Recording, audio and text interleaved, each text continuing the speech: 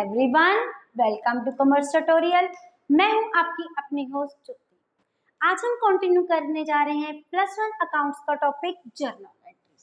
Last session में हमने कुछ जर्नल एंट्रीज डिस्कस की थी।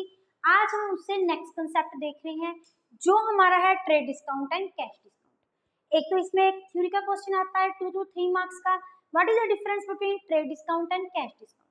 उसके साथ इसके साथ रिलेटेड हमें कुछ जर्नल एंट्रीज भी आती है। पहले हम मीनिंग देखें कि ट्रेड डिस्काउंट का मीनिंग होता क्या है। ये ट्रेड डिस्काउंट और कैश डिस्काउंट प्रोवाइड कौन करता है? सेलर देता है। किसको देता है? बायर को देता है। लेकिन इनको देने के पर्पस अलग अलग तरह के होते हैं। जैसे कि ट्रेड डिस्काउंट इस तब दिया जाता है जब कोई बायर बल्क में सामान खरीदता है। बल्क का मतलब होता है लार्ज क्वांटिटी में सामान खरीदता है। लेकिन कैश डिस्काउंट कब मिलता है? जब कोई भी कस्टमर, जब कोई भी बायर सेलर को टाइमली कैश पेमेंट कर देता है, जब प्रॉम्प्ट पेमेंट कर देता है। टाइमली भी अगर सेलर ने बोला हो कि मुझे 15 दिन के अंदर पेमेंट चाहिए या फिर ऑन द स्पॉट पेमेंट चाहिए, तभी आपको सामान दिया, तभी आपको कैश डिस्काउंट दिया जाता है। अगर हमारा बायर ये दोनों कंडीशन फुलफिल कर देता है, जब टाइमली पेमेंट करता है, जब प्रॉम्प्ट कर देता है, तो उसको कैश डिस्काउंट मिलता है। लेकिन ट्रेड डिस्काउंट तब मिलता है जब कोई भी बायर सेलर से बल्क में या लार्ज क्वांटिटी में सामान खरीदता है। उसके बाद ट्रीटमेंट। ट्रेड डिस्काउंट को कभी भी अकाउंट्स की बुक में शो नहीं करते। इसको डिस्काउंट है माइनस तो इसको हम करेंगे, लेकिन इसको हम अकाउंट्स में शो नहीं करेंगे। लेकिन इसकी अकाउंटिंग ट्रीटमेंट हम बाद में देखेंगे। पहले हम इनका एक डिफरेंस देख लेते हैं और मीनिंग समझ लेते हैं। लेकिन जो कैश डिस्काउंट होता है, हमें इसको अकाउंट्स की बुक में शो करते हैं। थर्ड है, जो हमारी ट्रेड डिस्काउंट की ट्रीटमेंट होती है वो कैश डिस्काउंट से क्या होती है? पहले होती है। लेकिन जो हमारे पास कैश डिस्काउंट की ट्रीटमेंट होती है वो ट्रेड डिस्काउंट के बाद में होती है। इट मीन्स जो भी हमारे पास सेलिंग प्राइस है, सपोज करो सेलिंग प्राइस कितनी है? 10,000 और इसके ऊपर हमारा ट्रेड डिस्काउंट कितना है? 10%। अब 10% ट्रेड डिस्काउंट हो गया, तो पहले हम इसको क्या माइनस करेंगे? ट्रेड डिस्काउंट को माइनस करेंगे। तो हमारी नेट अमाउंट कितनी होगी? 9,000। अब उसके बाद सपोज करो हमारा कैश डिस्काउंट कितना मिल रहा है? 1,000। तो उसके बाद ये कैश डिस्काउंट माइनस करेंगे। डिस्काउंट तो डिस्काउंट, ये माइनस तो इसको करना ही पड़ेगा। बस ट्रेड डिस्काउंट को पहले माइनस करते हैं, कैश डिस्काउंट को उसके बाद में माइनस करते हैं। अब हम इसकी देखते हैं अकाउंटिंग ट्रीटमेंट जर्नल एंट्री की फॉर्म में। देखिए फर्स्ट हमारा क्वेश्चन पॉइंट क्या है? Sold goods to Raman. हमने क्या किया है? रमन को सेल्स किया है। इट मींस रमन परचेज कर रहा है, सेल कौन कर रहा है? हम सेल कर रहे हैं। अगर यहाँ पे एंट्री सेल्स की गिवन है तो हम किस पॉइंट ऑफ व्यू से देखेंगे? सेल्स के पॉइंट ऑफ व्यू से ये देखेंगे। और कितने रुपीस की? Against the cash, and cash discount is 2%। सबसे पहले ये देखो, हम इसकी एंट्री बनाते हैं। Who is the receiver? Raman is the receiver. लेकिन ये क्रेडिट सेल्स नहीं है, हमारे पास सेल करने के बाद क्या आ रहा है? कैश आ रहा है। तो हमारी एंट्री क्या बन जाएगी? Cash account debit. उसके बाद हम कैश क्या कर रहे हैं? अलाउ कर रहे हैं, क्योंकि हम दे रहे हैं, हमने सामान को सेल किया है। डिस्काउंट हमारा क्या होता है? लॉस। तो इसको हम क्या बोल देंगे? Cash discount account debit. Allowed account debit to क्या जा रहा है हमारी तरफ से? सेल्स जा रही है, गुड्स जा रही है टू सेल्स। अब हमने टोटल कितने की सेल की थी? 5,000 की सेल की थी, और इसमें से हमने कैश डिस्काउंट कितना अवेल किया? 2%। अब 5,000 का हमारे पास 2% कितना हो गया? ये हमारे पास आ गया 100। 100 कितना हो गया? Cash discount. इट मीन्स हमें रिमेनिंग पैसे कितने मिले? 4,900। क्योंकि डिस्काउंट दिया है तो जो हमें पैसे मिलेंगे माइनस करने के बाद ही मिलेंगे। तो हमारी जनरल एंट्री क्या बन जाएगी? Cash account debit 4,900, cash discount allowed account debit 100 to sales account that is 5,000। और हमारी क्या बन जाएगी? उसके बाद हमारी क्या आ जाएगी? Narration. These goods sold to Raman for cash 5,000 and cash discount is 2%। हमारे पास सेकंड जनरल एंट्री हमारी क्या है? Bought goods from Kabir. हमने कबीर से क्या की थी? सामान खरीदा है।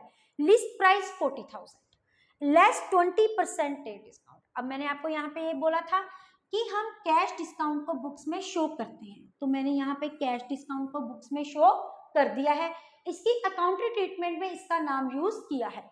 लेकिन अब मैंने आपको ये बोला था, हमने डिस्कस किया था कि ट्रेड डिस्काउंट को हमने बुक्स में शो नहीं करना। इट मीन्स जो हमने अमाउंट लेनी है माइनस करने के बाद डायरेक्ट नेट अमाउंट लेनी है, हमने ट्रेड डिस्काउंट को बुक्स में शो नहीं करना। अब देखेंगे इस केस में हमारी जर्नल एंट्री क्या बनेगी।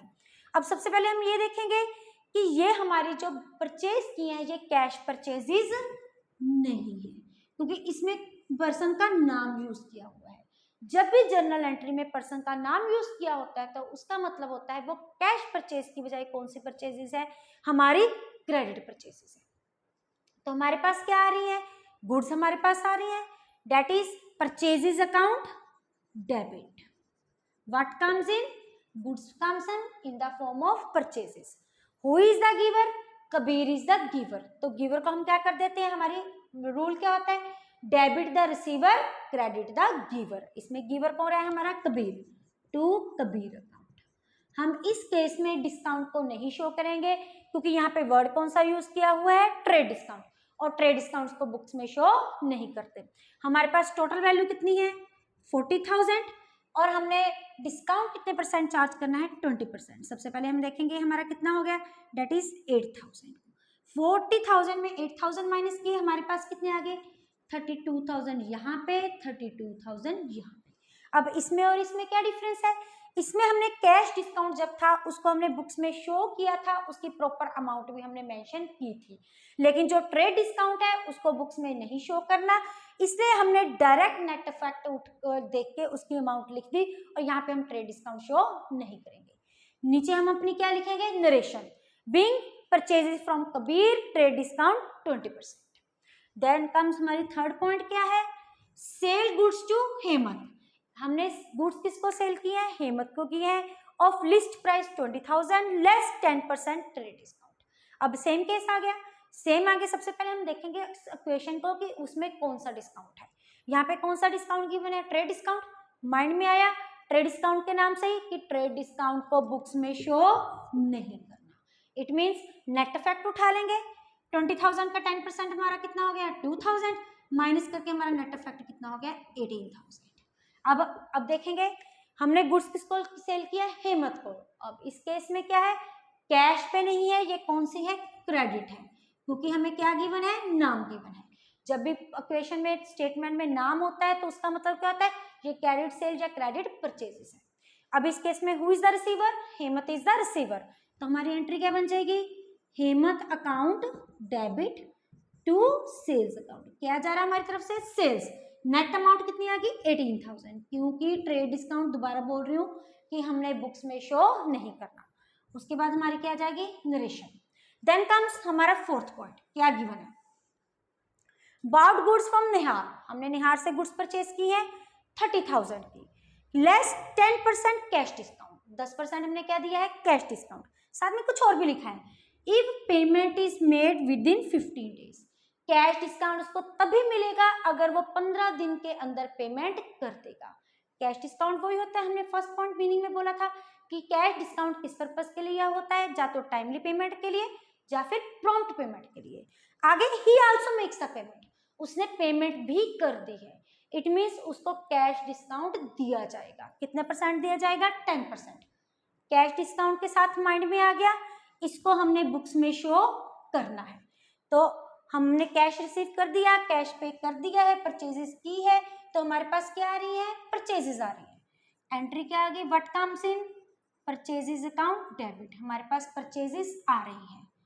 टू हमारी तरफ से क्या जा रहा है, हमने कैश की पेमेंट की, हमारी तरफ से कैश जा रहा है टू कैश अकाउंट। और इस केस में हमें कैश डिस्काउंट रिसीव हो रहा है क्योंकि हमने पेमेंट कम की है, परचेज के टाइम हमें रिसीव हो रहा है to cash discount received. Total amount हमने कितनी की परचेज की थी, 30,000 की। 30,000 का 10% हमारा कितना हो गया 3,000। रिमेनिंग हमने कितनी की पेमेंट की थी 27,000। अब इस पॉइंट में कुछ चेंज कर रहे हैं, यहां पे मैं बोल रही हूं he doesn't make the payment. Cash discount तभी मिलना था अगर वो टाइमली पेमेंट कर देता, लेकिन उसने टाइमली पेमेंट नहीं की। कैश डिस्काउंट तभी दिया जाएगा जब वो टाइमली पेमेंट करेगा। इट मीन्स उसने टाइमली पेमेंट की नहीं। He does not make payment yet now, अभी तक उसने पेमेंट नहीं की। इट मीन्स जब उसने अभी तक पेमेंट नहीं की तो ये हमारी परचेजेस कौन सी हो जाती हैं, क्रेडिट परचेजेस, क्योंकि कैश रिसीव हुआ ही नहीं।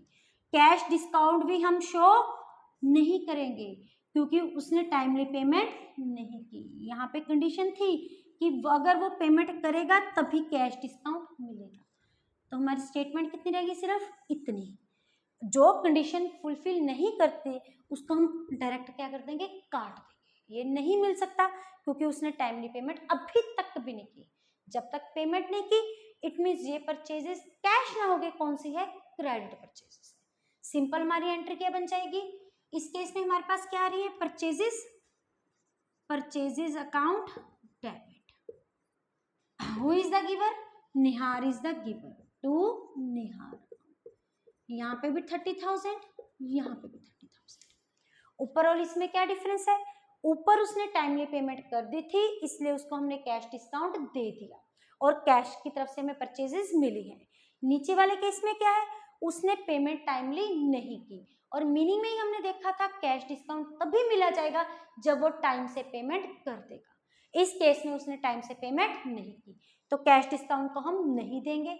अभी तक पेमेंट नहीं की इट मीन्स ये परचेज हमारी कैश ना होके कौन सी परचेज है, क्रेडिट परचेज है। इसलिए हमने यहाँ पे क्या यूज किया है, पर्सन का नाम, who is the giver. What comes in, purchases come in, उनको हमने क्या कर दिया, debit. Who is the giver, Nihar is the giver, उसको हमने क्या कर दिया, क्रेडिट। वीडियो अच्छी लगे तो इसको लाइक करें, ज्यादा से ज्यादा शेयर करें, चैनल को सब्सक्राइब करना ना भूलें। Thank you, have a nice day.